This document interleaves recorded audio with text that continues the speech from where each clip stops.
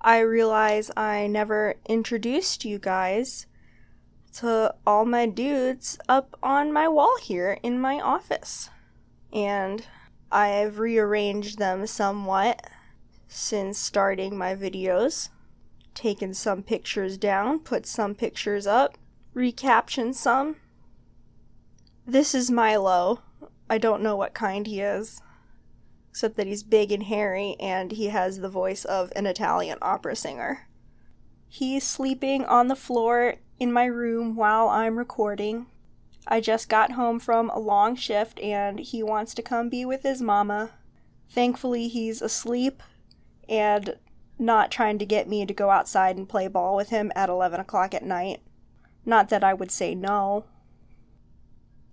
The guy in this photograph, his name is Charles Bursey, or I think that's how it's pronounced.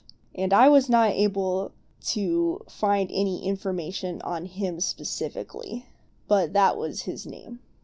I triple dog dare you to go Google the Black Panther breakfast program, because you will see some of the most wholesome photographs you have ever seen in your life. I'm trying to figure out how I can describe to you who the Black Panthers were, because I don't know too much about them. They were a communist party in the United States who were part of the Black Liberation Movement in the 1960s. And I'm pretty sure they were Maoists. Like, I think Mao Zedong's Little Red Book was required reading for anybody who wanted to join the Panther Party. And not a lot of people know this, but they were, for a long portion of their run, majority women. Heck yeah! Mao Zedong had interesting ideas about national identity and imperialism and colonialism.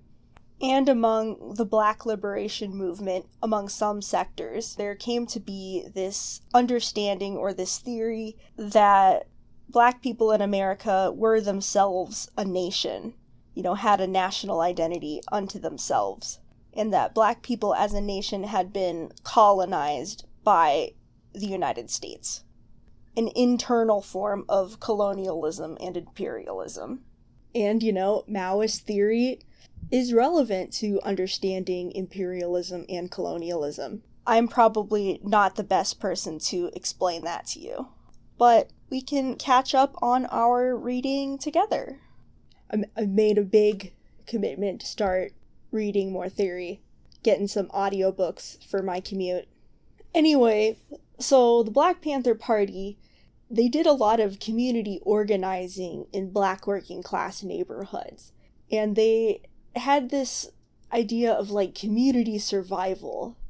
Basically, they kind of had this idea, the American government isn't going to help us, so we need to help ourselves. So they did clothing drives and, arranged for people to get health care and, creating these community institutions that could hopefully one day replace the state. And one of the things that they did was the breakfast program. And for working class families that, don't have necessarily a lot of time or energy or money, and they have to send their kids off to school every morning, breakfast might be kind of difficult. So they arranged this breakfast program where they would set up in a church basement and they would get all of the local businesses to donate, and they would cook breakfast and they would serve it to the neighborhood kids.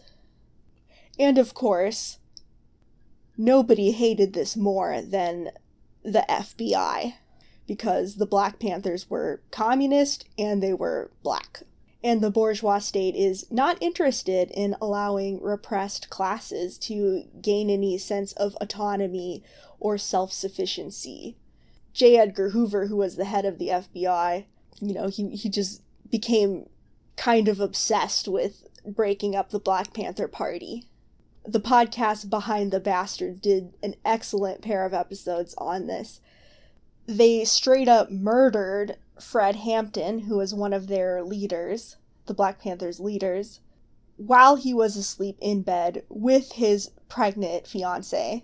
Just completely riddled the house with bullets. That poor baby.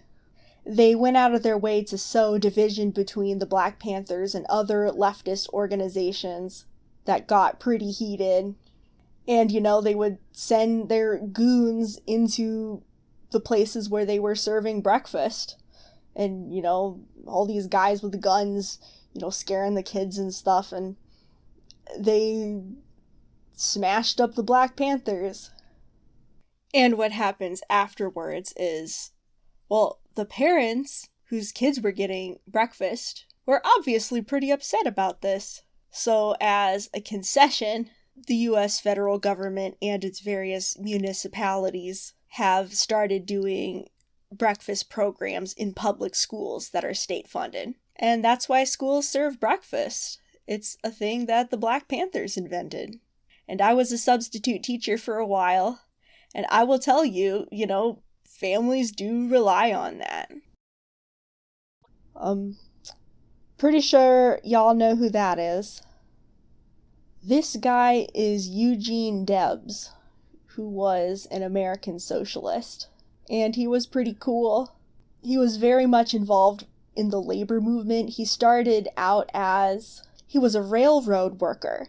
And so he started getting involved in union organizing in his railroad at his job. And then they started arranging and organizing with bigger and bigger unions. And eventually he goes on to help found the IWW, Industrial Workers of the World, the Wobblies. If you're looking for a recommendation of an org to join, they're pretty solid. One big union. And Eugene Debs, he did a lot of his organizing work right here in Ohio. Because in northern Ohio, nowadays it's the Rust Belt, but it was a big industrial area way back in the day. And so there was lots of work for socialists to do. And in 1918, he made a very famous speech in Canton, Ohio, in which he condemned the US's involvement in the First World War. And we don't talk about this, but the First World War really was one of the most horrific atrocities ever committed. It really was. It was just these crusty, snobby, inbred. It was one big European royal family who had various different spawn in different countries. Tsar Nicholas, Kaiser Wilhelm, and Edward V of England, they were all cousins who decided one day that they were all going to start a war with each other. And they're going to draft millions of working class teenage boys to go do the fighting for them and to go die in the trenches and choke on mustard gas. And I get pretty upset thinking about it. So most socialists, at least all the decent socialists, definitely 100% against the war, for obvious reasons. Now, the United States government, if people knew the truth of what the war really was, they were not going to be able to get the American working class to cooperate. So, information about the war and opinions about the war were heavily censored. And so, when Eugene Debs gets up and makes this big anti-war speech, that's illegal under the Espionage Act. And for that, he was sent to prison. They arrested him in Cleveland a couple weeks later. And I forget how long he spent in prison. I think it was President Harding who commuted his sentence. So he thankfully did not have to die in prison. He was already an old man at that point. He ran for president from prison. I shit you not. He ran for president 5 times with the Socialist Party. Actually, I just looked it up.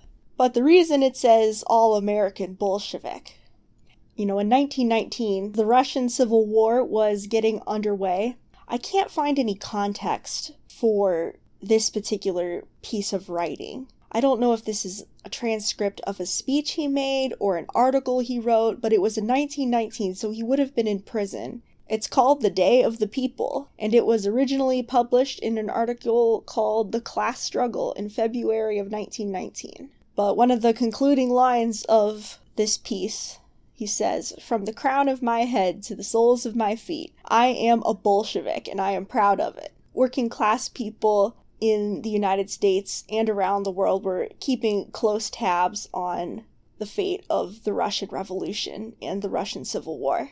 And I think that's a pretty cool statement of solidarity. And that's why it says All American Bolshevik on it. Alright, who do we have next? Already talked about that one. I did have a caption for it. I forget what it was. It was something that I thought was funny, but it wasn't very funny, so I took it off. This was taken in Batumi. I think that's how you pronounce it, which is in Georgia on the Black Sea. And if you read Trotsky's biography of Stalin, it talks about workers who did 14-hour shifts 6 days a week for poverty wages. And this is a country, that's being colonized by the Russian Empire. So on top of everything else. Anyway, workers in Batumi go on strike. I forget if he helped to organize the strike or if they were just out on the street and then he joined them. But he gets arrested, and we get this nice little picture here that goes into the files of the Okhrana. And then he gets shipped out to Siberia. The dude spent a lot of time in Siberia. And when his time came, he's like,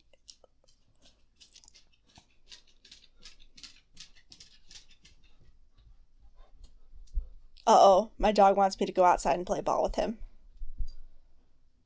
Nope, he's sitting down. I got him to sit down. And so when his time came, he had learned from the best, and he knew a thing or two about running a police state. Okay, who's next on the wall? We have Alexandra Kollontai. She was a Marxist feminist.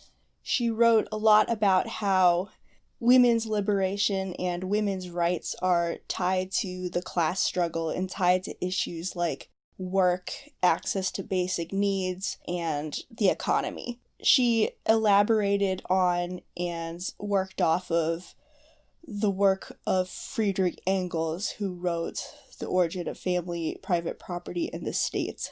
And we call her a Marxist feminist, but she would have been really angry if you called her a feminist, because back in her era, feminists were like liberal feminists specifically, upper class and middle class women who were not necessarily looking for food on the table or roofs over their head. They were asking, very ironically, for the right to work outside the home, for the right to do what their husbands did and own factories in which working class women worked 12 hours a day for poverty wages.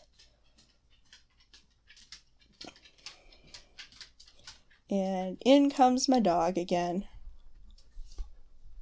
He wants some pets. So she's like, work outside the home. Like, what the fuck are you talking about? Like, women already work outside the home, and frankly, it kind of sucks. We have big girl problems. Bread and butter problems. Kim, there are people who are dying. And while I personally believe that, the straight identity politics, the ability for women to access the same privileges as men is important, I think the main point that she was making is it matters what those privileges are and which privileges we're talking about. Because the privilege to own a factory isn't necessarily a privilege any person should have. So why are we trying to make it so women could have it? But the privilege of having your basic material needs met, liberal feminists are not necessarily interested in that question. There is a podcast about Alexandra Kollontai that all y'all should listen to. And Alexandra Kollontai, she was an old Bolshevik, she was part of the original Soviet government when Lenin was in charge. And she was one of the very few old Bolsheviks that Stalin did not murder.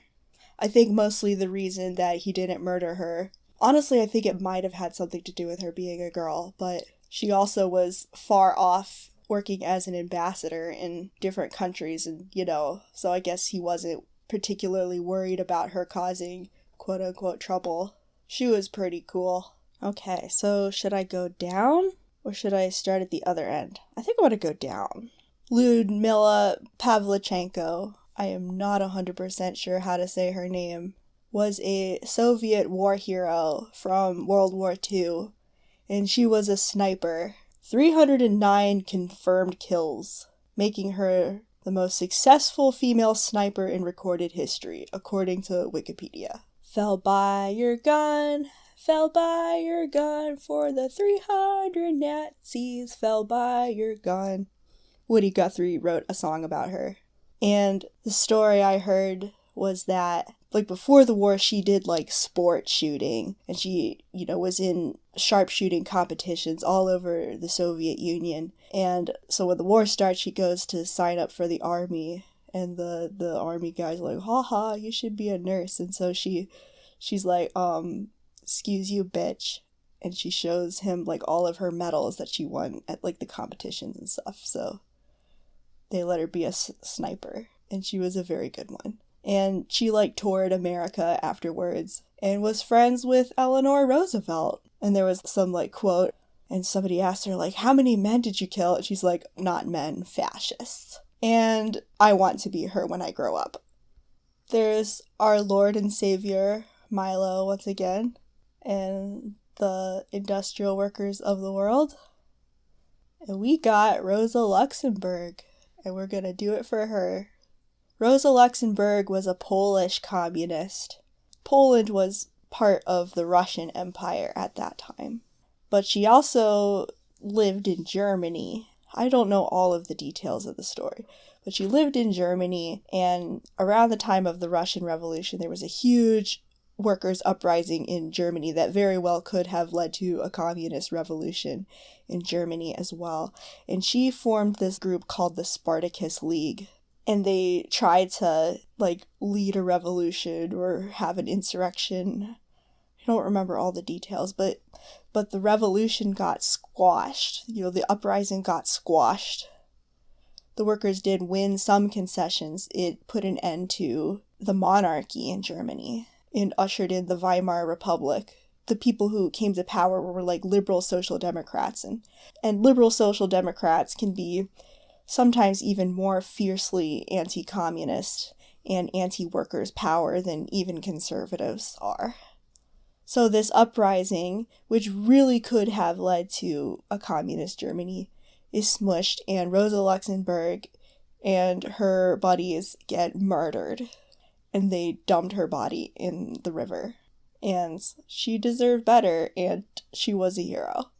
She wrote this book called Reform or Revolution, where basically she argues that, we have to organize for revolution. We can't expect to win reforms under capitalism that are going to meet the needs of the workers. And we certainly can't reform our way into a situation of workers' power. Because what will happen is every time we win a concession from the ruling class, which we very often have to win through blood, we have to fight for and die for, even minor concessions. But those concessions will not be permanent if capitalism is allowed to continue, because the ruling class will just bide its time and wait to regather their strength, and eventually they'll chip away at those gains that the workers have made little by little until we're back at square one. For example, we can see in America right now how pretty much all of the reforms of the New Deal are being chipped away by neoliberalism. Little by little, the crumbs that the ruling class was throwing us are getting smaller and smaller. And before we know it, we're going to be back in the Gilded Age if we're not there already. And the only way to stop the ruling class from doing this is to get rid of the ruling class, is to take away all of their power so that they are not able to exercise power over the government or over the workers at all. Pretty sure y'all know who this guy is. So the caption refers to... So after the February Revolution in Russia in 1917, Lenin comes home from Switzerland, where he had been exiled. And a lot of the commies after the February Revolution were like, yay, we did it! We have a revolution now, and everything's cool. The people who were in power were the provisional government, and they were progressive liberals. They were not socialists or communists, and they did not particularly care much for the idea of workers' power. But a lot of the commies were completely convinced that, this was the revolution. We'd done it, including Stalin. But Lenin, he comes home and he is like, no, this is bullshit. We can't trust these people. They're no good. And they weren't any good because the provisional government, they did not do any land reform. They did not provide for the people's material needs. They did not pull Russia out of the First World War. And conditions for working class people and the peasantry, the rural workers, was getting worse and worse. So the Bolsheviks kind of like campaigned for power in the Soviets, which were like the workers' councils. And their slogan that they had was peace, land, and bread. So like that's what we're gonna do. We're going to have peace. We're gonna pull y'all out of the war. We're gonna give you land reform, and we're going to provide for your material needs. And of course, they were not really able to do that right away because as soon as the revolution happened, the Civil War started. But after the Civil War was over, material conditions improved absolutely dramatically. Vladimir Lenin was known for really loving cats. Like, there's a ton of photographs of him where he has a cat on his lap or in his arms. He and his wife, they were married their whole lives. Well, not their whole lives. They obviously had to be kids and grow up first, and they never had any kids. And all the photos that I see of them, I think, are really cute. So they just had no kids and a whole bunch of cats. He did cheat on her, though. But it was the old-timey times and the bar was low. Jesus Christ, what is my dog doing? Why is he breathing like that? Calm down. His wife, Nadezhda Krupskaya, she was the other old Bolshevik, one of the other old Bolsheviks that Stalin did not murder, because I think he would have lost all his legitimacy if he had gone after the dear leader's widow. But Krupskaya, there was a quote from her as she was watching, Stalinist authoritarianism take root. She's like, if Lenin was alive right now, he would be in prison. She was not particularly impressed with what was going on. Anyway, yeah, he had cats. Pretty sure y'all knew who that is. I talked about him in another video. And, this poster is only semi-ironic. Okay, now we're going over to my cupboard over here. My metal cabinet, where I got all my magnets on there. Let's see who we got. We have Che Guevara. Che Guevara was from Argentina. He was from a middle-class family, and he was a doctor. I think he finished his doctorate during the course of the Cuban Revolution or during his career as a revolutionary in some way. I don't remember all the details. But he was a doctor and he also had asthma. So there's stories about how, what is my dog doing? Why is he breathing like that? Milo, go to bed. Are you in bed? I think he probably just wants me to pet him. He had asthma too, so I'm not sure if that's important to the story, but I think it's interesting because he and his homeboys were all camped out in the Cuban jungle, and then, he would have an asthma attack right in the middle of everything. Or at least that's what I understood from the stories that I heard. The reason they called him Che, if I understood, was, in Argentine Spanish, Che is like a filler word that people will throw in, Che this, Che that. And so he moves to Cuba, and he'll say that, Che this, Che that, and then all of his Cuban comrades thought it was funny, and that became his nickname. His real name was Ernesto, which I guess that's a cool enough name. Silence, bitch!